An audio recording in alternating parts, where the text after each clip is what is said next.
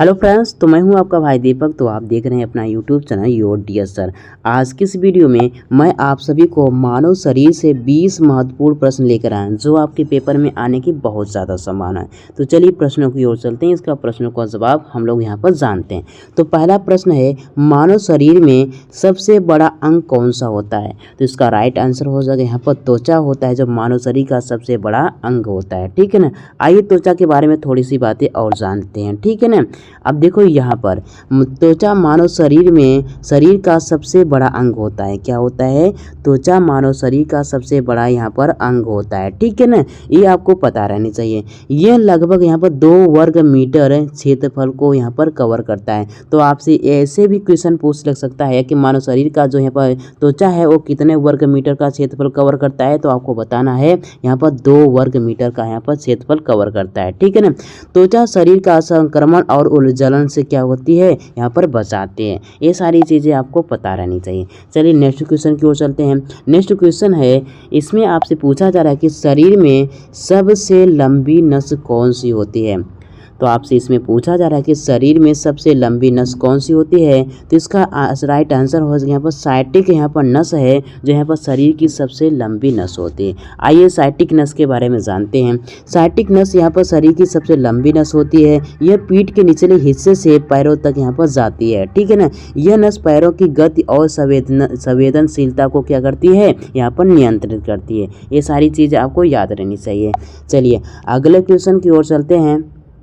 Next question है, अब इसमें पूछा जा रहा है कि शरीर में लाल रक्त कोशिकाओं मतलब यहाँ पर आरबीसी का जीवन काल कितना होता है? तो इसका राइट आंसर हो जाएगा यहाँ पर 120 दिन का होता है। कितने दिन का होता है? 120 दिन होता है। आइए कुछ यहाँ पर लाल रक्त के बारे में जानते हैं। ठीक है ना। अब देखो यहाँ पर लाल रक्त कोशिकाएं 120 दिनों तक यहाँ पर जीवित रहती हैं। कितने दिनों तक यहाँ पर जीवित रहती हैं? 120 दिन तक यहाँ पर ये जीवित रहती हैं। ठीक है ना।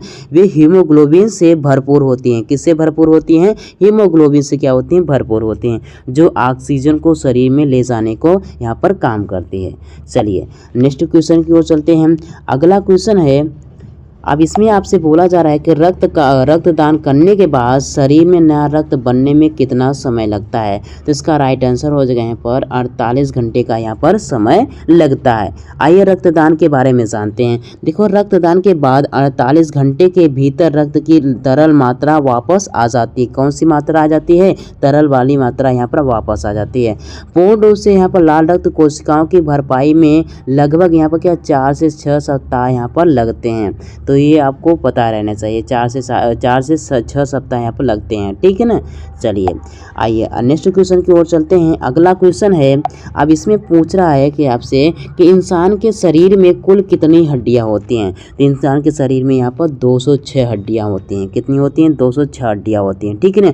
अगर यहाँ पर नवजात शिशु की बात की जाए तो यहाँ पर 300 यहाँ पर हड्डियाँ होती हैं। जब बच्चा यहाँ पर जन्म लेता है तो जन्म के समय उसमें यहाँ पर 300 हड्डियाँ होती हैं। ठीक है ना। ये जब यह बच्चा क्या होता है धीरे धीरे बड़ा हो जाता है तो यहाँ पर उसकी हड्डियाँ क्या होती है, कुछ हड्डियाँ आपस में जुड़कर यहाँ पर 206 हड्डियाँ ही बचती हैं। इसलिए यहाँ पर इसका राइट आंसर क्या हो, यहाँ पर 206 हो जाएगा। ठीक है ना।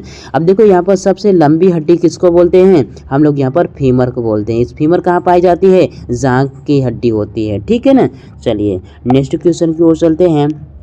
नेक्स्ट क्वेश्चन है, अब इसमें आपसे पूछा जा रहा है कि इंसान में सबसे मजबूत पेशी कौन सी होती है? तो इसका सही आंसर हो जाएगा यहाँ पर जबड़े की पेशी क्या होती है? सबसे ज़्यादा यहाँ पर मजबूत होती है। ठीक है ना। आइए जबड़े के बारे में जानते हैं। जबड़े की पेशी जिसको हम यहाँ पर मास्टर बोलते हैं सबसे मजबूत होती है। क्या होती है? सबसे मजबूत होती है। ठीक है ना। यह 200 से लेकर यहाँ पर 600 न्यूटन तक का यहाँ पर यहाँ पर बल लगा सकती है। कितने न्यूटन तक का बल लगा सकती है? 200 से लेकर यहाँ पर 600 यहाँ पर न्यूटन तक का यहाँ पर ये बल लगा सकती हैं। चलिए नेक्स्ट क्वेश्चन की ओर चलते हैं।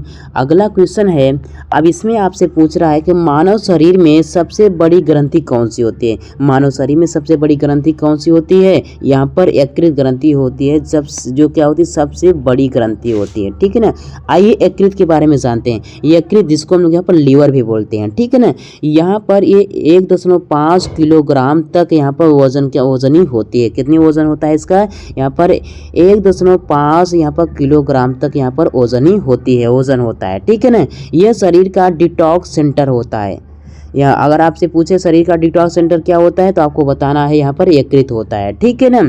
और यह हानिकारक पदार्थों को बाहर निकालता है। कौन निकालता है? यहाँ पर यकृत यहाँ पर हानिकारक पदार्थों को बाहर निकालता है। चलिए नेक्स्ट क्वेश्चन है, अगला क्वेश्चन नंबर 8 है। अब इसमें पूछा है कि इंसानी शरीर में रक्त कितना प्रतिशत होता है, तो इसका राइट आंसर हो जाएगा यहाँ पर 7% होता है, ठीक है ना। अब देखो शरीर में कुल रक्त की मात्रा कुल शरीर के भार का लगभग क्या होता है, 7% यहाँ पर होता है, ठीक है ना।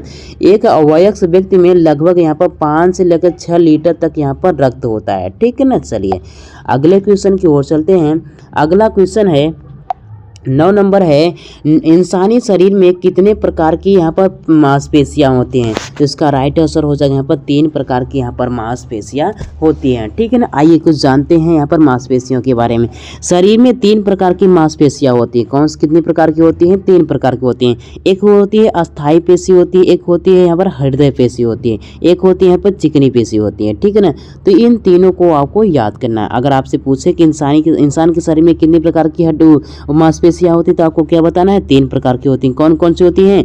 एक होती है अस्थायी पेशी होती है, एक दूसरी होती है हृदय पेशी होती है, एक होती है चिकनी पेशी होती है, ठीक है ना। चलिए नेक्स्ट क्वेश्चन की ओर चलते हैं। नेक्स्ट क्वेश्चन है नंबर 10 है, आइए जानते हैं।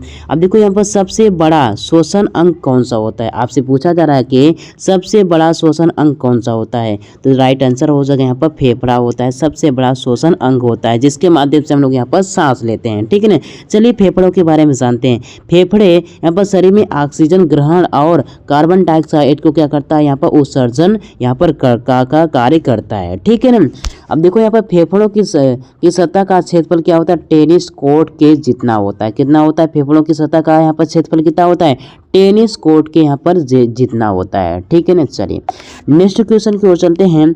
अगला क्वेश्चन है, अब इसमें आपसे पूछा रहा है कि शरीर में इंसुलिन कौन बनाता है। आपसे पूछा जा रहा है कि शरीर में यहाँ पर इंसुलिन यहाँ पर कौन बनाता है, तो इसका राइट आंसर हो जाएगा यहाँ पर अग्नाशय यहाँ पर शरीर में इंसुलिन यहाँ पर बनाता है।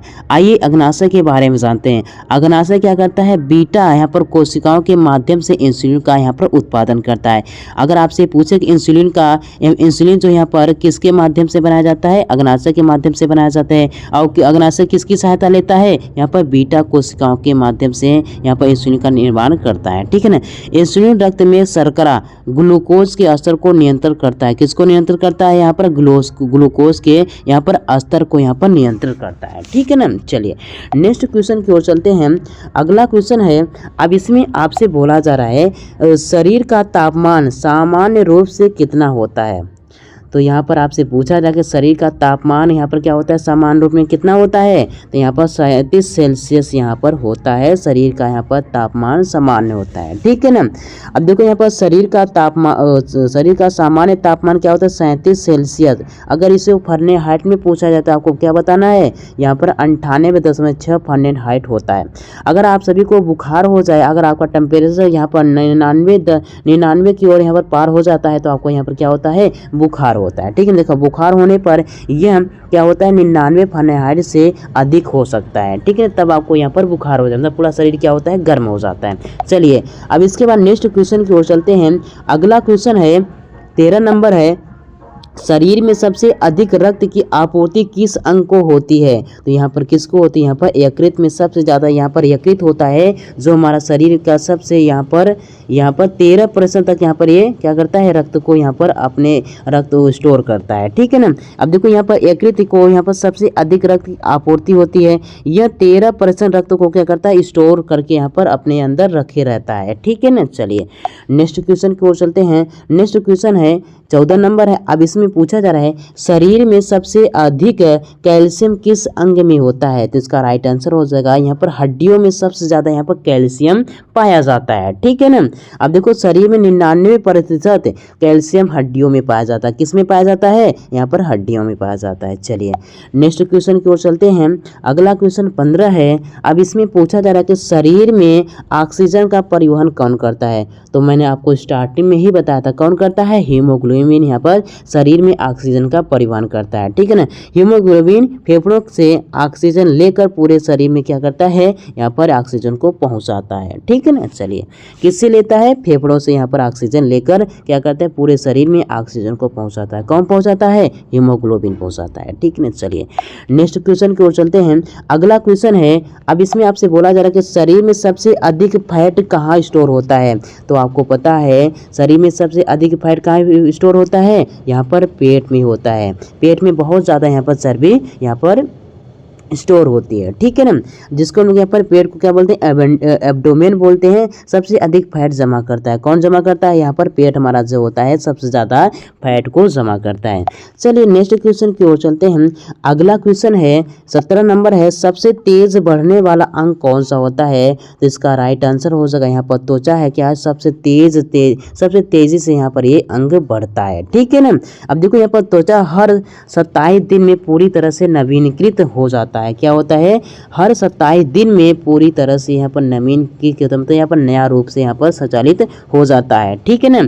इसलिए यहाँ पर शरीर का सबसे तेज अंग बढ़ने वाला कौन सा होता है, त्वचा होता है, ठीक है ना। चलिए अगले क्वेश्चन की ओर चलते हैं। अगला क्वेश्चन है, अब इसके बाद अगला क्वेश्चन है, शरीर में कुल नसों की लंबाई कितनी होती है। तो यहाँ पर शरीर में अगर कुल नसों की लंबाई पूछी जाए तो आपको बताना है यहाँ पर 60,000 किलोमीटर यहाँ पर होती है, ठीक है ना। मतलब आपके शरीर में कुल नसों की लंबाई कितनी होती है, 60,000 किलोमीटर यहाँ पर होती है, ठीक है ना। आइए जानते हैं थोड़ा इसके बारे में। देखो यदि शरीर की सभी नसों को सीधा किया जाए तो यह लगभग क्या होती है, 60,000 किलोमीटर लंबी होगी, ठीक है ना। तो ये सारी बातें आपको पता रहनी चाहिए। चलिए अगला क्वेश्चन है, अब इसमें बोला है कि सबसे बड़ा जोड़ कौन सा होता है। शरीर का सबसे बड़ा जोड़ कौन सा होता है। तो यहाँ पर घुटना का सबसे बड़ा यहाँ पर जोड़ होता है, ठीक है ना। अब देखो घुटना सबसे बड़ा और जटिल जोड़ होता है। घुटने का क्या होता है, सबसे बड़ा और जटिल जोड़ होता है। तो ये सारी बातें आपको याद रहनी चाहिए। चलिए नेक्स्ट क्वेश्चन की ओर चलते हैं। अगला क्वेश्चन है, अब इसमें आपसे पूछा जा रहा है कि शरीर में सबसे ज़्यादा कोशिकाएं कहाँ होती हैं। तो आपको बताना है रक्त में सबसे ज़्यादा यहाँ पर कोशिकाएं होती हैं, ठीक है ना। आइए कुछ और बातें जानते हैं। शरीर में 50 ट्रिलियन आरबीसी होती हैं। तो आपसे ये भी पूछ लिया था कि आपके शरीर में कितनी यहाँ पर आरबीसी होती हैं। तो आपको बताना है 25 ट्रिलियन यहाँ पर आरबीसी होती हैं, ठीक है ना। जो सबसे क्या है, सबसे ज़्यादा हैं। तो ये हो गया हमारा लास्ट क्वेश्चन, ठीक है ना। नहीं अभी और है। अब इसके बाद आपको यहाँ पर इसका आंसर आपको कमेंट बॉक्स में बताना है, ठीक है ना। अब देखो क्या है, शरीर में रक्त का कौन सा घटक रोग प्रतिरोधक क्षमता को बढ़ाने में सहायक होता है, ठीक है ना। तो इसका आंसर आपको क्या करना है, कमेंट बॉक्स में बताना है, ठीक है ना। तो उम्मीद करता हूँ मेरे प्यारे भाई आप सभी को यह वीडियो बहुत अच्छा लगा होगा। अगर अच्छा लगा मेरे प्यारे भाई तो आपको एक लाइक ज़रूर कर देना है। अगर आपको वीडियो अच्छा लगे तो एक लाइक ज़रूर कीजिए और चैनल पर नया है तो चैनल को जरूर सब्सक्राइब कर लीजिए ऐसे ही इंपॉर्टेंट जीके के लिए। तो चलिए मिलते हैं एक और नए वीडियो में, तब के लिए जय हिंद, वंदे मातरम।